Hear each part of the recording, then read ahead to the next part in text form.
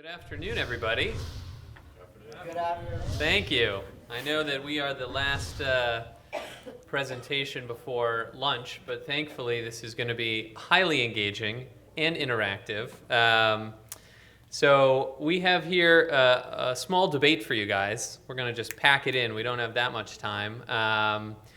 Before we dive into the debate, though, just some quick introductions. I want to give everyone a chance to introduce themselves, but just so you know you're in the right room, we are going to be debating about and talking about the different sides of health and data paradigms. Really talking about whether HIPAA, as it exists today, still meets the needs of this much more data-rich world that we're living in, or whether there's a new standard that really needs to be developed to be more comprehensive of the amount of data and information that's out there. So we have four very wonderful and knowledgeable experts.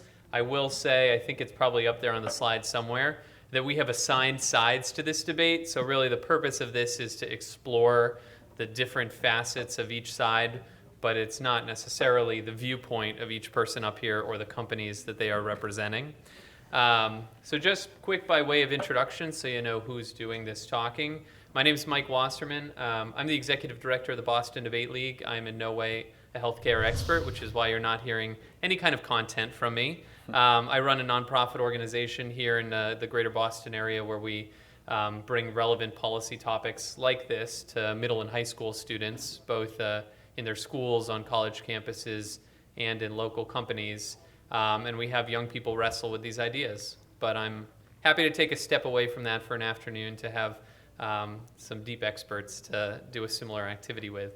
So I'll just go down the line and have folks quickly introduce themselves. Great. Hi, my name is Amanda Stanhaus. I'm currently working on identity solutions at Consensys while also finishing up a PhD at the University of Michigan focusing on data privacy and genetics issues. Hey everybody, I'm Robert Miller. I do advisory and product work at Consensys Health, use emerging technologies to build products for healthcare and life sciences. A lot of my work focuses on privacy, value-based care. I run a newsletter in this space about blockchain and healthcare if you're interested in that too. Excited for the conversation. Thanks for being here.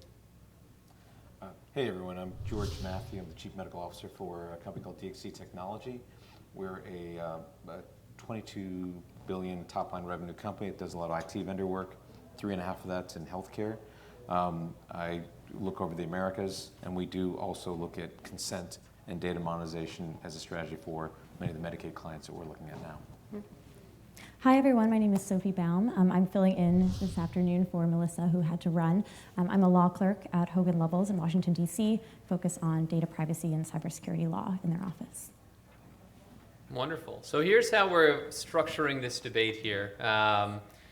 Basically, we've got Amanda and Robert on the affirmative side. They're going to be arguing that we need a new, more comprehensive standard to replace HIPAA to address the more complex world we're living in. And then we've got George and Sophie arguing that no, the status quo of HIPAA works well and is what we should be sticking with. And the way that we're going to have this run is that we're going to have each team be able to give an opening remark, kind of lay out their case for 5 minutes. After each opening remark, the other team's going to get a chance to do some cross-examination. And then each team gives a closing, kind of crystallizing statement.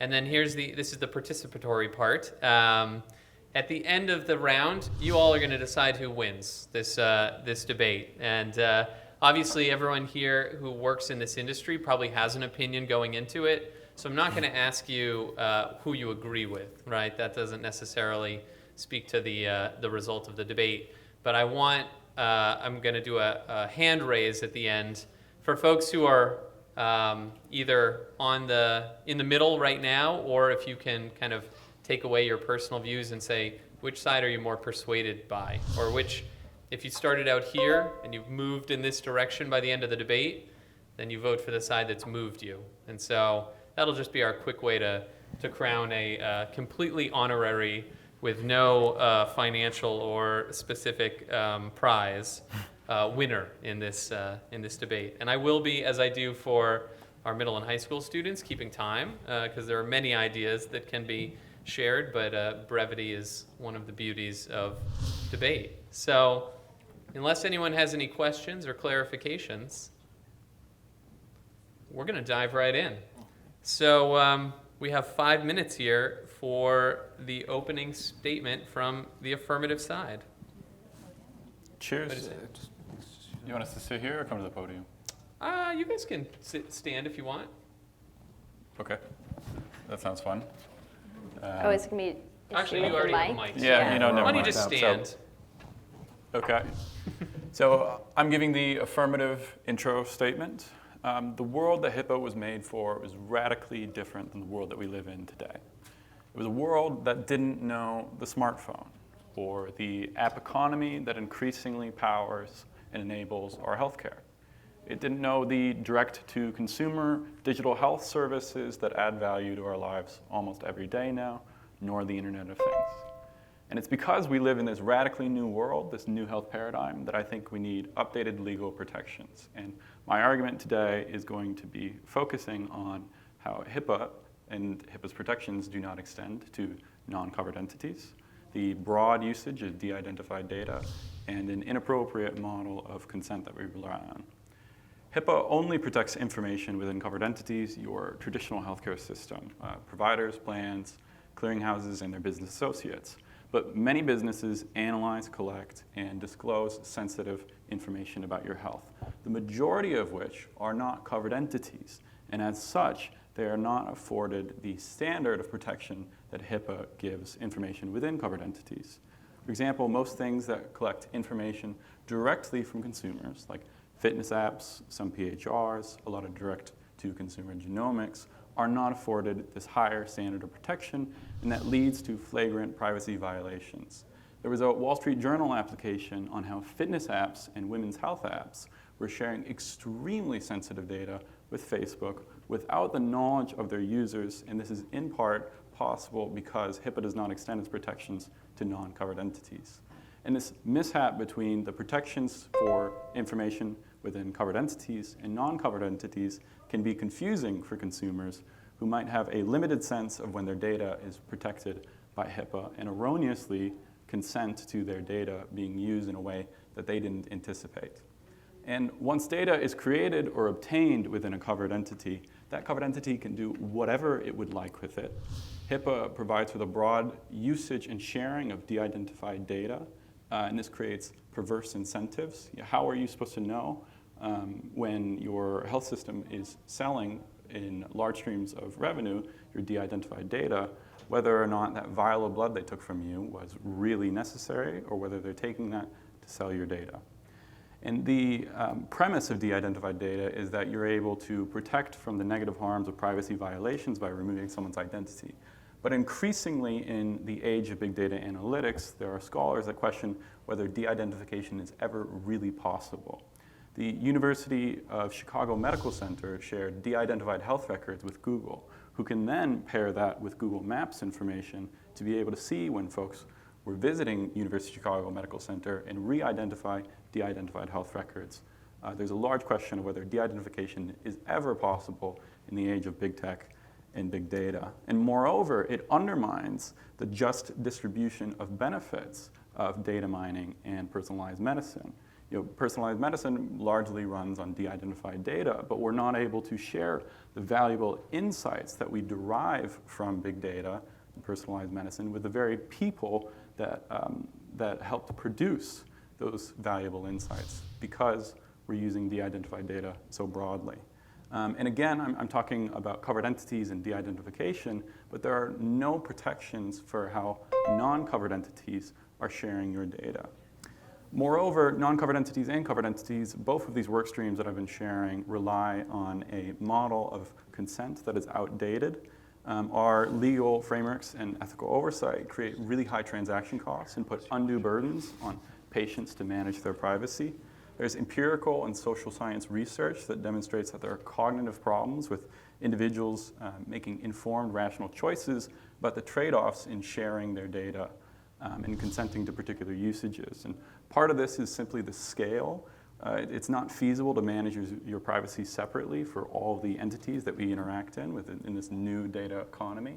And moreover, oftentimes, privacy harms come not from individual transactions, individual consenting to use, but when data is aggregated from a variety of different sources, and this is proved to be a very difficult thing to conceptualize, and we need to move towards new models of consent if we are to adequately protect patients' interests in this new data economy. So it's for these reasons that HIPAA's protections don't extend to non-covered entities, our broad reliance on de-identified data, as well as our erroneous model of consent, that I would advocate that we increase legal standards in our new health paradigm. Thanks. All right. Thank you for that. Within 3 seconds of 5 minutes. So now I'm going to give the negative team a chance to ask a few cross-examination questions. Okay. Oh, okay. I wasn't expecting this order. Okay. This mic is very loud. So there are a few things that I wanted to hit on, and there's something in particular, 2 statements you made that I thought were really interesting because they're wrong. And so you said companies can do whatever they want with data, companies that are non-HIPAA covered, so not clearinghouses, not traditional medical facilities, that kind of thing. And you also said there are no protections for covered entities, for these non-covered entities. My question, I guess, to you is how then do you fit into your new paradigm all of the other protections that do exist? So, for example, protections laid out by the FDA, the FTC has standards for protecting health information, and there's a patchwork of state laws as well. So Illinois, for example, has biometric privacy law. California has a confidentiality of patient information. So I guess my question to you is how do you fit all of those laws into your statement? I think that while the FTC does have some generic oversight over consumers' privacy and the regulation of their information, it doesn't have the full extent that HIPAA provides information within covered entities, and I would advocate that we need to share that with information in non-covered entities as well. And I think that really to unlock innovation and help entrepreneurs and patients navigate our system, I would want a national federal privacy framework as opposed to fragmented state by state. And if states are interested in going further and beyond, that's okay too. But I think ideally we have a national privacy framework. I think that's great, and something that you just mentioned there kind of leads me to my next question about balancing innovation and consumer protection. And you said we need to make sure that there's room for innovation here, but if we do add these further regulations and these laws, I mean, that has a large potential to impact some of the incumbent businesses and even to squash some new innovators in the space. So how would you balance that? You know, I would reject the premise of the question. I don't think that we have to necessarily choose between innovation and privacy. I think that we can have both, but we need guardrails to ensure that the interests of people are met and rules of engagement, or else we'll have privacy violations like the few that I laid out earlier. I think we need to experiment with different models as well. One that I'm particularly fond of is the idea that patients' interests could be represented by a data union which negotiates for the usage of their data on their behalf and provides some sort of oversight function. Or I think my colleague in our closing statement is going to share some of the new models for consent as well. So I think we can have both. I reject the premise that I either have to have innovation and no privacy or privacy and no innovation. Thank you. That's your time. Okay. So now I'll turn it over to George to give the opening statement for the other view. And I should point out that some of the points that I was going to bring up have been discussed, I think, in the cross. When we think about 2019 and healthcare data and analytics and computing power, we've got more now than we've ever seen. And it's because of the free access to a lot of that data that we've seen innovation in ways that we've never even conceived. There's the traditional healthcare data that's out there, such as, your blood pressure or your vitals or whatnot. But being able to track where you walk with your cell phone and using that as a way to algorithmically determine if you are sick or not, that's something people didn't even conceive of 20 years ago. And a lot of that is because of the way that HIPAA and other laws are structured currently. It allows for that flexibility for innovation to happen because small startups that are 2 people in the hypothetical garage can afford to have people there and get access to that data and build some of these new products and services that can help people. It's very difficult to come back and say, we're going to put more regulation on top of it and increase the cost for you to enter that market, because that may be denying us some of these life-saving innovations that people are coming up with. rather than disrupting the status quo, I think we also have to have another discussion. When you talk about telling people, hey, I'm going to consent you, we need to really talk about what data literacy means, right? Do you fully understand what's happening with your data? Do you fully comprehend it? And can you actually make an intellectual choice in the span of a second? I've heard the complaints. Obviously you think about your typical app with your end user license agreement, or walking into a hospital with while signing a consent form. But people get care. But people are willing to actually trade their data for access to that app and get the value from it. In Pew studies that have been done as recently as 3 or 4 years ago, when they ask people, especially younger people, as you go, are you willing to trade access to your data, healthcare or not, for the benefit of this app or service? The answer is almost majority yes, because they realize the value they get out of it is greater than what this potential threat is to something happening to their data. So, my 2 points are basically trying to keep the door open for innovation, as we've discussed, but also really figuring out how do you communicate that? How do you educate folks so they can make a decision? Because right now, if you open the doors and you just say, hey, we're going to use your data because we might need to use it for a tertiary endpoint in this clinical trial that might impact something 20 years from now, most people throw their hands up and say, that doesn't affect me now. How will that affect me paying my bills or getting better? And it doesn't. So that's it. Thank you. So now give the affirmative team a chance to ask some questions. Cross-examination. Yes. I've seen my Law and Order. I know this goes. All right, so to your 2 points about stifling innovation or promoting it, and then also regarding consent and data value and whether that's a fair trade. To start with innovation, I feel like we've already touched on the points of the variation in state law versus it sounded like we kind of both agree on looking at federal, having federal reform.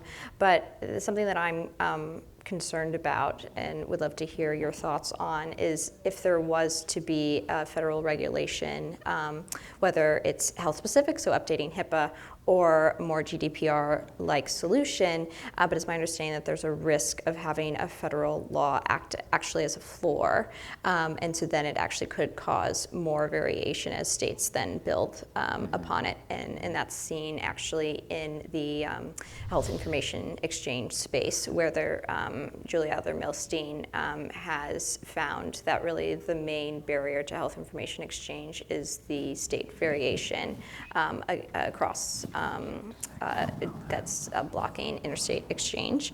And then regarding consent and the studies that you cited regarding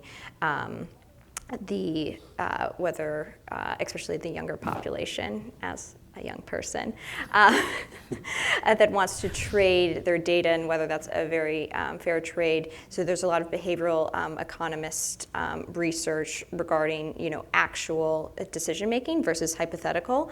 And in those surveys where it is hypothetical situation, it's difficult, again, for bounded rationality, et cetera, and for the survey respondents to really understand, what is at stake. And then, again, to the point of aggregation of, you individually making a choice, is aggregated and compounded by other people's choices as well. And so I think that those citations aren't necessarily fair. And what's interesting is there has also been research, still, again, survey data, but having people flipping out the different categories of different data and flipping out the different recipients. And there's a pretty common across age groups, across demographic categories, et cetera, that in general, people know what is appropriate use and not of data. And so I think that we would like to see, I think we can all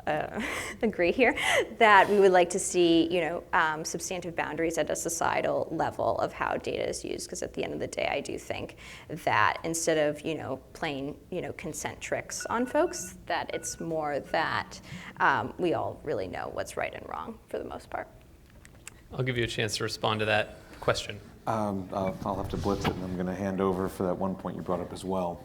For the first point about having like a national architecture, as you know, there's laws being put out now that are supposed to be promoted to try to, I don't want to say contradict, but definitely override some of the state laws as well. Whether they'll be stronger or weaker, we don't know. Yeah. But again, GDPR is in mind, and at my company, since we work in the EU as well as in the States, it is like having another compliance arm. It is very cost prohibitive to maintain that.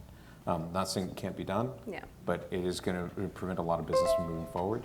And then the second thing, in terms of the, I think it was people knowing what's right and what's not.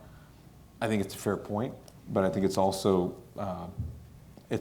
fair to say that when you ask people, what they want, you can basically offer a $5 gift card, and they sometimes jump at that because of the immediacy of the reward. Yep. So it's hard to tease out and say that one is necessarily right or wrong. I do think, though, you're right. Clearer choices would be better. Yeah. You would also make a point. I think you mostly covered it. Just in terms of the floor of a federal law, there are ways for federal laws to also be ceilings, and so it's really up to the legislature to preempt other state laws. They can make a value judgment and say this is what we think is good for the entire country, and so it doesn't necessarily need to be a floor. Great. So now we have our closing statements. Do you want any prep time? Oh, no, that's fine. Okay, so 4 minutes for the final statement of the affirmative team. Hello again. So just to reiterate Robert's points regarding, it is a different world now that we live in, and that HIPAA isn't appropriate given its distinction of non-covered versus covered entities, its broad use of de-identified data, as well as its reliance on consent.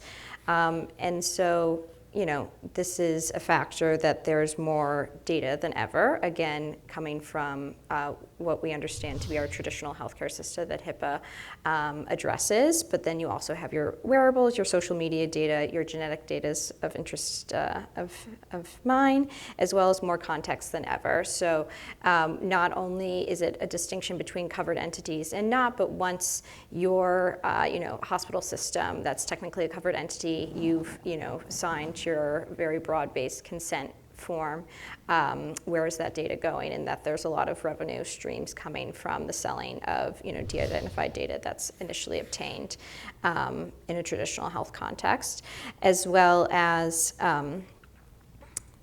then again inappropriately relying on informed consent, getting to these cognitive bounded rationality issues as well as structural issues regarding aggregation. And so a path forward. To focus on consent, there's a false promise and false confidence that comes with consent. One of the behavioral economists that studies data privacy, Alessandro Acquisti, has found that actually there's a perceived increase in control of consent, that it actually leads to an increase in disclosure. And it's a false confidence, as well as there's limits to transparency. The main researcher in this area is Kate Crawford, and so even if you know something and know how your data is being used, it's not necessarily actionable of you can take it back, et cetera. And so thinking about paths forward, especially regarding consent, there's some solutions from a more behavioral economics perspective, libertarian perspective, of just increasing informed consent, increasing the reliance on an individual throughout the life cycle of data. So instead of just having it be at the point, the beginning of the life cycle, throughout the life cycle, I personally think that will be pretty annoying and will still be plagued by the same issues that Solve cites regarding privacy self-management. But then you also have, on the other side, substantive boundaries that I believe that we've discussed, but that's also reliant on federal regulation, whether it's at state or federal level. There's a lawyer over there, so I should make a distinction.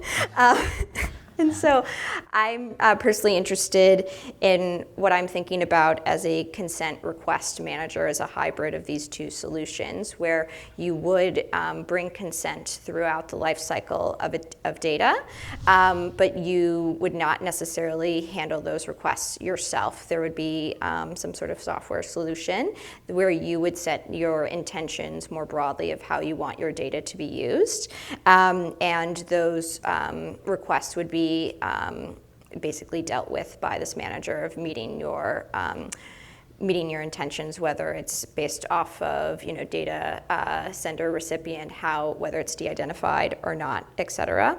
And I think that these defaults of this sort of system would be able to act as the implicit substantive boundaries that we would like to see, as well as being able to set preferences within the larger social norms to address unique preferences, but also being able to facilitate a new world where we can consent to all the different ways that our data is being used.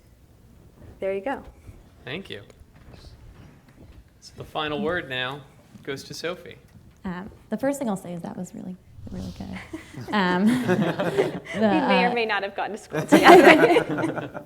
The second thing I'll say just in closing is that I'm kind of listening to what all the panelists are saying, and there's 4 key things that I think we've really been talking about that I want to highlight, and I think at the end of the day, they really go to maintaining the HIPAA paradigm that we have right now. And the first thing is that HIPAA has worked for a really long time. Since 1996, it's protected healthcare information across a variety of entities. There are privacy and security standards that are designed to update and evolve with changing technologies, and designed to keep companies kind of on the straight and narrow, and that there are enforcement mechanisms as well. There's ways to back up those regulations in case folks aren't complying. The second thing I'll say about notice and choice is that it's also there. So folks have the ability to consent to the use of their data under several legal regimes. They also have the ability to withdraw that type of consent. There are things like just-in-time notifications, that pop up on your phone, for example, when you have an app up and it says, this app is using your geolocation data. Is that okay with you? Kind of constant reminders for folks, and a lot of those we see in the medical space as well. And so having this constant dialogue and this constant communication for people that are interacting with entities that may or may not be covered under HIPAA is also something that's very much in place. The third thing I'll cover is just the burden of more regulation. It is hard to comply. I'm sure many of you come from organizations that have had to implement solutions to deal with GDPR. We have the California Consumer Privacy Act that's coming into effect very shortly, and I know a lot of companies have been dealing with compliance in that space. And so once you start layering these regulations, whether they be state or federal, just the compliance burden becomes very difficult, and it's hard for folks to innovate when they have all of these regulations kind of weighing them down in some sense.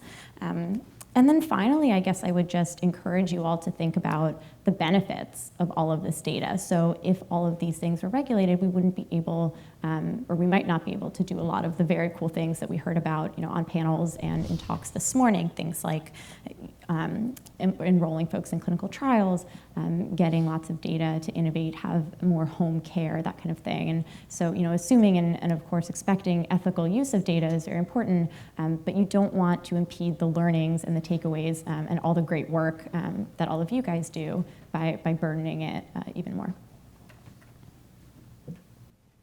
Wonderful. All right, give a round of applause to our debaters here. So the big moment of truth, I'm going to ask folks to raise their hand for which side that really pulled them, persuaded them to their argument. So if you feel like the affirmative team has really swayed you and you're moving in that direction, raise your hands now. Okay, and then negative team. If you feel persuaded or moved. It's tough. We're the negative. In a vote of 4-6, the negative team wins. Congratulations. Lord. Well, thank you all. The 2019 Converge to Accelerate conference is brought to you by IEEE, the world's largest technical professional organization for the advancement of technology.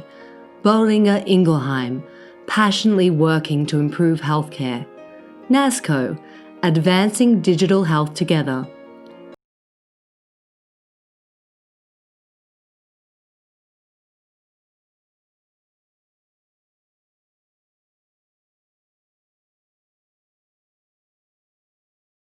Medicine today. Special consideration to iWorker Innovations, taking the independent workforce to new heights. Connected Health Conference, designing for healthy habits and better outcomes. Haven Health Solutions, providing true blockchain transactional interoperability.